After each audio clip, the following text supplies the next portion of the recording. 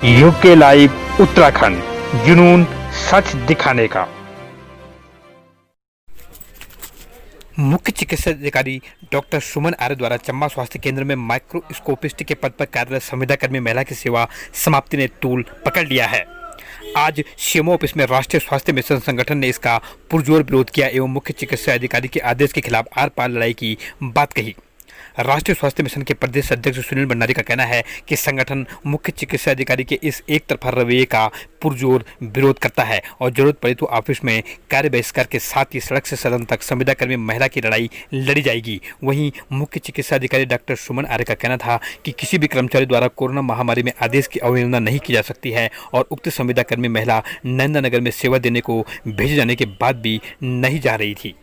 ये बड़ा दुर्भाग्यपूर्ण विषय है कि हमारी एसएम है आरएनटीसी में कार्यरत है श्रीमती अंजलि सती और हमारी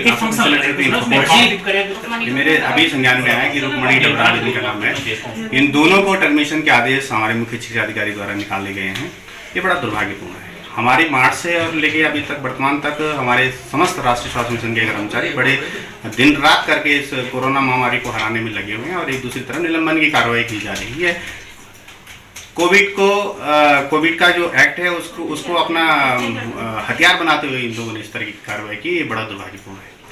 दूसरा मैं आपको एक चीज़ बताना चाहता हूँ कि जो हमारी अंजलि सती है एसएम है, वो जो है सामुदायिक स्वास्थ्य केंद्र चंबा में कार्यरत है और लगभग उसकी 17 सालों से 15-17 साल उसको हो गए हैं और उसकी जो पाक छाप उसने जो कार्य किए हैं और उसका जो बहुत बेहतरीन कार्य है उसके प्रति कभी भी एक भी स्पष्टीकरण जारी नहीं हुआ है अभी तक 16 साल के अंतर्गत। उसके बीच भी उसको निकालने की कार्रवाई की गई है केवल इसलिए कि उन्होंने संयुक्त चिकित्सालय में नंदनगर में काम नहीं किया है, जबकि उसकी जो बेटा है वो 7 साल का है और जियो के अंतर्गत जो कि शासन द्वारा जारी कर दिया गया है कि जियो में ये स्पष्ट है कि 10 साल के छोटे जिनके बच्चे हैं महिला कर्मचारी उनको घर से काम करने दिया जाए।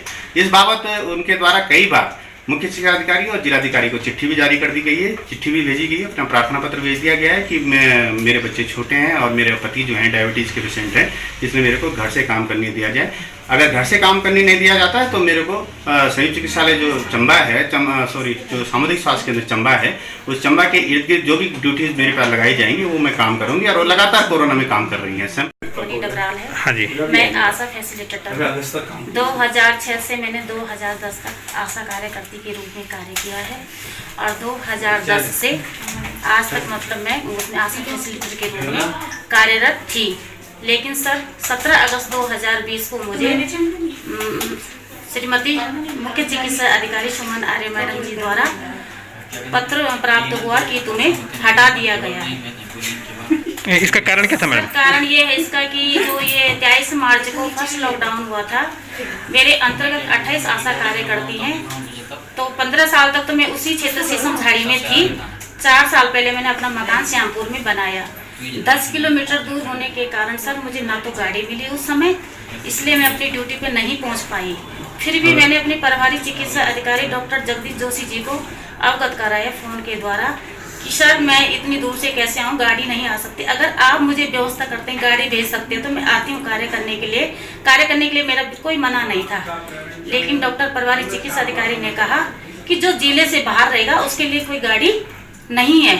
और वहाँ पर हमारा काम जो है सैंपलिंग का काम सफ़र करने लगा काफ़ी लोगों का, तो फिर हमने इनसे जब वार्ता की गई तो इनके द्वारा मना कर दिया गया जाने के लिए। फिर ये यहाँ पर भी बुलाया गया इनको, तो हमने फिर से इनको रिमाइंडर दिया कि आप चले जाइए वहाँ पर, जैसे हमें प्रतिस्थानी कोई भी मिलता है हम आपको हटा लेंगे वहाँ से।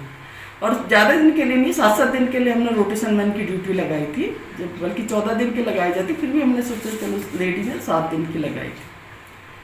जिसके भी जो हमने निकाले गए हैं, जिसके भी जब हमारे पास फील्ड से इस तरह की रिपोर्ट आ रही है या जो काम नहीं कर रहे हैं किसी तरह से जिससे अव्यवस्था फैल रही है हमारे उसमें, तो उनको हमें हटाना पड़ता है। मैम जिनको आपने निकाला उनका कहना यह है कि हम एलटी के अंतर्गत नहीं आते, सरकार ने हमें एलटी नहीं माना है, उसके बाद भी हमें जो है ड्यूटी एलटी में लगाई गई है, उसमें आपका क्या कहना है?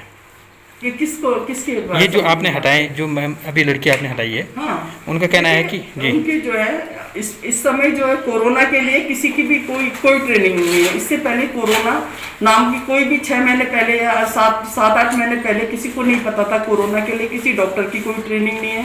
किसी स्टाफ की कोई ट्रेनिंग नहीं है। कोरोना आया उसमें सैंपलिंग लेनी है, जैसे सैंपलिंग आपको टीबी करनी है वैसी उनकी भी करनी है। और हम ICMR की गाइडलाइन है कि आप उन्हें ट्रेन करके आप उनसे काम करवा सकते हैं, क्योंकि LT की तरह वो काम कर रहे हैं तो इसलिए उनकी ड्यूटी लगाई थी। उनका ये भी आरोप है मैम कि जैसे क्योंकि गाइडलाइन के अनुसार जो है 10 साल से नीचे जिनके बच्चे हैं उनको आप इस तरह के कार्य नहीं करवा सकते। उनका ये आरोप है कि उसके बाद भी मैडम को बोला गया, उसके बाद भी मैडम ने जानबूझ के हमारी ड्यूटी लगाई है और हमें जानबूझ के हटाया जा रहा है। देखिए किसी के पास भी हम किसी के पास ये हमारे पास हो रही होता है कि किसका 10 साल का बच्चा है, और गाइडलाइन के अकॉर्डिंगली तो इस समय हमारे 55 से ऊपर भी नहीं लगती है किसी की ड्यूटी। तो लेकिन हेल्थ में इस समय ऐसी स्थिति नहीं है हमारे पास कि हम किसी को भी हम रोके। सब रहे हैं, 58 से प्लस 55 से प्लस भी कर रहे हैं, जो कोमॉर्बिड है वो भी कर रहे हैं, और जिनके 1-1, 2-2 साल के बच्चे हैं वो भी ड्यूटी कर रहे हैं। एक आरोप हो रहा है मैडम आप पे कि आपने बोला है कि 10 बजे के बाद मुझे फ़ोन न किया जाए, जबकि कोरोना में जो है ये पॉसिबल नहीं है। कोरोना में कभी भी जो है फ़ोन किया जा सकता है, ये आप पे आरोप है। बिल्कुल बिल्कुल, आप उस मेरे आदेश को पढ़ लीजिए, तो उसमें मैंने क्या आदेश को मैंने लिखा है कि पर्सनल काम से जी जी जी कोई भी मुझे 10 बजे के, क्योंकि यहाँ पर जो पहाड़ है मैं शायद ये चीज़ खोलना नहीं चाहती थी, बहुत से फोन ऐसे आने लगे थे कि लोग पहाड़ का माहौल आपको पता है कि किस तरह 10 बजे के बाद लोगों का कैसा माहौल आ जाता है, तो कोई भी इशू नहीं होते थे, कोई भी फोन लगा देता था और उसमें कोई इशू ऐसा निकलता नहीं था। तो उसमें मेरे आदेश में पूरी तरह है कि कोई भी अपरिहार्य कारण में आप 24 घंटे आप मुझसे कभी भी बात कर सकते हैं, और मेरे द्वारा फ़ोन अटेंड भी किए जा रहे हैं। जो शासकीय कार्य है उसके लिए भी फ़ोन उठाया जा रहा है, जो व्यक्तिगत फ़ोन है 10 बजे के बाद और जो गलत उससे इंटेंशन से किए जा रहे हैं, उन फ़ोन के लिए मैंने बिल्कुल बोला है कि इस तरह के फ़ोन नहीं किए जाए। UK लाइव उत्तराखंड, जुनून सच दिखाने का।